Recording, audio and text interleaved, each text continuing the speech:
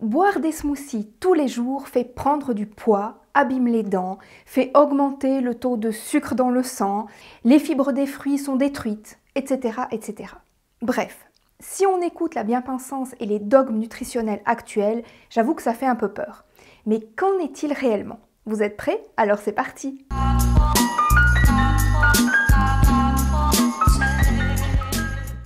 Les smoothies en HCLF, et de manière générale dans le cadre d'une alimentation saine, c'est quand même un peu la base, hein, on est d'accord. Alors, quand on entend les atrocités qui sont déblatérées sur notre cher repas de fruits, on est un peu atterré. Mais ne vous en faites pas, on va tout reprendre point par point et vous verrez qu'au final, on a tort de se méfier des smoothies. Aujourd'hui, nous allons voir un smoothie, qu'est-ce que c'est? Comment choisir son smoothie dans le commerce? Est-ce qu'un smoothie est moins riche en fibres qu'un fruit entier? Est-ce que les smoothies sont trop sucrés? Est-ce qu'ils provoquent le diabète? Est-ce que les smoothies sont trop caloriques? Est-ce qu'ils provoquent des caries, etc., etc. Déjà, définissons ce qu'est un smoothie. Parce qu'actuellement, on nous vend tout et n'importe quoi en prétextant que c'est un smoothie. Un smoothie, à la base, ce sont des fruits mixés avec de l'eau et basta. On peut éventuellement y ajouter des feuilles vertes, comme des épinards frais, mais voilà, c'est tout. Après, certains vont y ajouter du jus de fruits, du lait végétal, de l'eau de coco. Mais rappelez-vous que tout ce que vous ajoutez va apporter quelque chose en plus qui ne vient pas du fruit mixé. Si vous ajoutez du lait végétal, il y aura plus de protéines et de graisses. Si vous ajoutez du jus de fruits, il y aura plus de sucre. Le smoothie sera donc dénaturé. Et lorsqu'on parle d'un smoothie sain, c'est un smoothie de base. Eau, fruits et éventuellement feuilles vertes, le tout mixé. Si vous ne le faites pas vous-même, vérifiez bien la composition avant de l'acheter. Certains smoothies du commerce contiennent du lait animal. Alors attention. D'autres sont des mélanges de jus de fruits et de fruits mixés ou écrasés. L'idéal, c'est évidemment de le faire chez vous, car vous savez exactement ce que vous y mettez. Mais il y en a également des très bien dans le commerce, on est d'accord. En numéro 1, ce sont évidemment les barres à smoothie, dans lesquelles vous choisissez vos fruits, et on va vous les mixer devant vous. Sinon, vous avez les smoothies de la marque Innocent, par exemple, c'est juste un exemple, qui est une marque assez connue. Mais attention, parce que si vous regardez bien l'étiquette, moi perso, j'aime beaucoup le smoothie mangue, fruit de la passion, c'est mon chouchou, eh bien vous verrez que c'est noté que dans une bouteille, il y a des fruits écrasés, des fruits mixés, mais également des fruits pressés, donc des jus. C'est un mélange de fruits entiers et de jus. Pas de sucre ajouté par contre. Alors, malgré le mix fruits entiers et jus de fruits, vous aurez tout de même beaucoup de fibres dans une bouteille de 750 ml, puisque vous avez plus de 10 grammes de fibres. C'est déjà bien. C'est moins évidemment qu'un smoothie maison. Si vous faites un smoothie chez vous avec 6 bananes, avec un peu de fruits rouges par exemple, vous aurez facilement 20 grammes de fibres. Bon, vous l'aurez compris, privilégiez des smoothies maison ou des smoothies qu'on fait devant vous. Mais pour dépanner de temps en temps, un petit smoothie du commerce, pourquoi pas? Perso, j'en ai toujours quelques bouteilles au frigo, comme ça, si je suis en panne de bananes bien mûres, j'ai ce qu'il faut sous la main. Passons maintenant au sujet avec S, hein, les sujets qui fâchent. Première chose, c'est la chose que j'entends le plus souvent et qui me hérisse le poil. Dans un smoothie, les fibres sont détruites. Comme si les fibres allaient sauter dehors du blender lorsque vous mixez vos fruits. Si c'était réellement le cas, croyez bien que j'aurais des fibres plein la cuisine. Alors déjà, il faut savoir que ce que l'on appelle fibres, ce sont de longues chaînes de molécules de sucre qui, sous cette forme, ne sont pas absorbables par notre système digestif. Un peu comme si on mangeait de l'herbe ou du foin. On ne les digérerait pas. Nous ne sommes pas des herbivores, comme les vaches. Nous ne sommes pas capables de dégrader les fibres par des enzymes spécifiques. Nous n'avons pas ces enzymes qui permettent par la suite à nos intestins de pouvoir absorber les nutriments des fibres. Mais les fibres ont évidemment une utilité pour l'être humain, et pas des moindres. Il y a des fibres dites solubles qui vont se gorger d'eau, prendre du volume et nous donner une sensation de satiété. Et il y a les fibres dites insolubles qui vont forcer notre corps à ajouter de l'eau aux matières fécales dans notre gros intestin, dans notre côlon, pour nous aider à l'élimination. Donc elles permettent de ne pas être constipés, si vous préférez.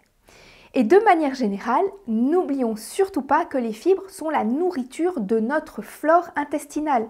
Vous savez, toutes les petites bébêtes, toutes les petites bactéries de nos intestins. Les fibres sont des prébiotiques qui nourrissent les probiotiques, les bactéries. Sans les fibres, toute la flore de fermentation ne peut pas se nourrir correctement.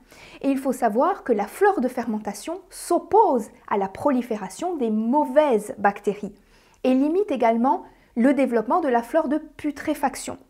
La flore de putréfaction qui métabolise des protéines, le plus souvent des protéines animales, et qui en excès peut être à l'origine de corps aromatiques nauséabonds. En d'autres termes, l'épée qui pue. Et aussi d'amines toxiques, qui sont, comme son nom l'indique, toxiques pour notre organisme. La flore de fermentation a donc un rôle de protection. J'en parle plus en détail dans ma vidéo sur l'hyperperméabilité intestinale. Donc si la santé de vos intestins vous intéresse, vous pouvez aller la voir. Je vous la mettrai comme d'habitude dans le petit ici au-dessus et en description. Donc voilà pour l'importance des fibres. Alors, si dans un jus, les fibres sont en grande partie évacuées, ce n'est pas le cas des smoothies qui conservent toutes leurs fibres. Le fait de les broyer n'y change rien. C'est l'équivalent un peu de les mâcher avec vos dents. Je vous rappelle qu'on est censé beaucoup plus mâcher la nourriture que ce que nous faisons en règle générale, en temps normal. Les fibres sont réduites en tout petits morceaux, mais nos bactéries intestinales sont microscopiques, donc elles pourront forcément en profiter. Et il n'y a qu'à voir le fantastique transit intestinal que l'on a lorsque l'on prend un petit déjeuner de fruits bien mûrs le matin. Donc les fibres font bien leur boulot, malgré le fait qu'elles aient été mixées. Et pour info, ce sont des molécules chimiquement très stables qui résistent bien à la cuisson et qu'on retrouve donc dans les compotes. Dans une compote, donc un fruit cuit, il y aura moins de micronutriments, tels que les vitamines, mais il y aura toujours des fibres. Et les compotes de fruits sont très digestes. Voilà. Deuxième chose qu'on entend à tort et à travers, c'est que les smoothies sont trop sucrés, qu'ils provoquent le diabète et qu'ils sont aussi terribles que les sodas. Alors là, c'est pas mes poils qui s'hérissent, mais c'est mes dents qui grincent. Un smoothie n'est évidemment pas plus sucré qu'un fruit qu'on mange à la croque, à moins évidemment qu'on y ajoute du sucre ou du jus de fruits, on est d'accord. Mais même, c'est la sempiternelle question, le sempiternel problème de la peur du sucre. Par pitié, arrêtez d'avoir peur du sucre. Le sucre sain, le sucre des fruits par exemple, si on n'y ajoute pas de graisse, pas de lipides, pas de gras, il ne posera aucun problème à votre organisme. C'est certain que du fructose isolé comme celui que l'on retrouve dans les sodas, c'est autre chose. Je vous avais fait une vidéo sur le fructose, je sais qu'elle vous avait bien plu, vous l'aviez particulièrement appréciée. Je vous la remets dans le petit, ici au-dessus et en description. J'y explique en détail les spécificités des différents sucres et pourquoi il est ridicule de se méfier du fructose contenu dans les fruits. Si vous apportez du sucre, du glucose ou des glucides à votre organisme, et je dis bien des aliments riches en glucides, pas des aliments gras et sucrés, comme des pâtisseries, du chocolat, des crèmes glacées, des biscuits, parce que ça, ce sont des aliments gras avec un goût sucré. Tout comme les chips sont un aliment gras, frit, avec un goût salé. Mais il y a plus de calories de graisse dans ces produits que de calories provenant du sucre, des glucides. Mais bref, si vous apportez du sucre propre à votre organisme, donc du sucre exempt de graisse, votre corps saura parfaitement l'utiliser directement. Il est fait pour ça. Immédiatement, il va créer de l'énergie et stocker l'excédent sous forme de glycogène dans les muscles et dans le foie. Ça, c'est pour avoir des réserves d'énergie qu'il pourra utiliser le moment voulu. N'oubliez pas que le glucose est le carburant préféré de notre cerveau, de nos muscles et de la majorité des cellules de notre corps. Point suivant, ce sont les calories contenues dans les smoothies. On nous dit que les smoothies seraient trop caloriques et que manger trop de fruits nous ferait prendre du poids. Alors, ce point, c'est vraiment pour les gens qui aiment bien compter leurs calories. En HCLF, c'est inutile. Bon, disons qu'il y a à peu près 100 calories dans une banane. Si vous vous faites un smoothie de 6 bananes, comme petit déjeuner par exemple, vous allez ingurgiter l'équivalent de 600 calories environ. 600 calories de fibres, vitamines, minéraux, antioxydants, etc. etc. Si vous prenez ce qu'on appelle un English breakfast, un English breakfast traditionnel, composé en majorité de lard, d'œufs, de saucisses, etc. Il contient 800 calories, 63 g de gras et 4,52 g de sel. Inutile de vous dire que vous n'y trouverez pas beaucoup de vitamines et autres micronutriments, on est bien d'accord. C'est surtout du gras et des protéines et c'est 200 calories de plus que dans un smoothie. Personnellement, le choix est vite fait. Si vous faites un petit déjeuner dit français avec 2 croissants au beurre par exemple, vous êtes déjà à 450 calories, sans compter le sucre dans le café, l'éventuelle confiture et même le beurre parfois. Un jus d'orange, pourquoi pas, et on est vite à 600 calories également. Et à nouveau, le croissant au beurre est très gras et très pauvre en micronutriments. Tout ça pour vous dire qu'un petit déjeuner de smoothie ne sera pas plus calorique qu'un autre petit déjeuner conventionnel et il contiendra en plus beaucoup plus de bons nutriments utiles à votre organisme. En plus, vu qu'il n'est pas gras, il ne plombera pas votre digestion et vous serez du coup plein de vitalité. Je dirais même plus en fait. Le smoothie est vraiment le petit déjeuner minceur par excellence. Dernier point, ce sont les caries. Dans le smoothie, il y a du sucre, donc je vais avoir des caries si je bois tous les jours un smoothie. Première chose qu'il faut savoir, comment se forme une carie? Ce n'est pas le sucre qui se dépose sur la dent qui va creuser la dent et faire une carie, c'est plus compliqué que ça. Dans votre bouche, comme dans tous les endroits de votre corps en fait qui sont en contact avec l'extérieur, il y a des bactéries. Les bactéries que nous avons dans la bouche se nourrissent de sucre. Et comme tout être vivant, lorsqu'elles mangent, elles doivent éliminer. Il y a des déchets qui doivent sortir un jour ou l'autre, être évacués de leur organisme. Ce sont les acides. Un acide qui va venir se déposer sur les dents et qui va les attaquer, les ronger. C'est cet acide qui est à l'origine des caries. Alors vous imaginez bien qu'on ne parle pas ici d'acide fluorhydrique, vous n'allez pas vous retrouver avec un trou dans la dent 5 secondes après avoir bu votre smoothie.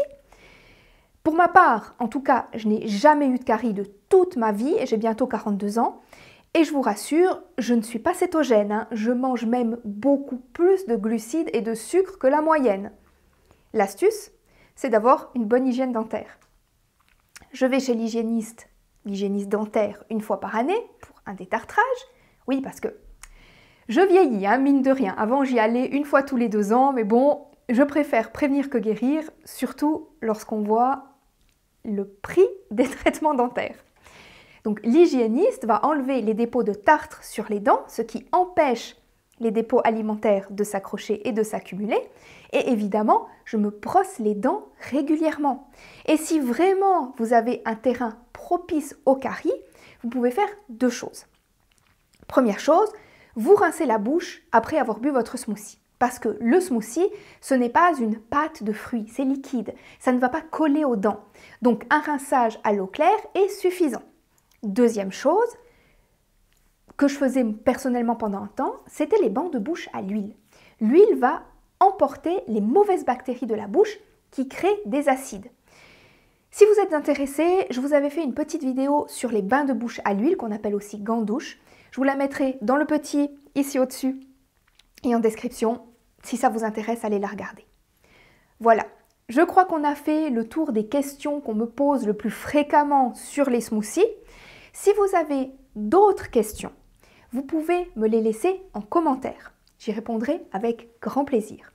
Partagez cette vidéo à toutes les personnes qui ont peur de boire des smoothies.